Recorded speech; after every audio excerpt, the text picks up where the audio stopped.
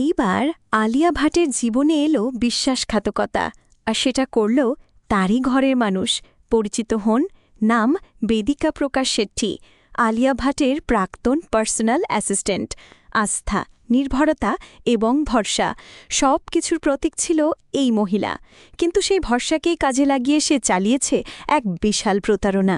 জাল ইনভয়েস, নকল কাগজপত্র, ভুয়া বেল। অভিযোগ অনুযায়ী বেদিকা হাতিয়েছে প্রায় ৭৪.৯ লক্ষ টাকা। এমনকি আলিয়ার production house eternal Sunshine productions থেকেও টাকা হাতিয়েছে।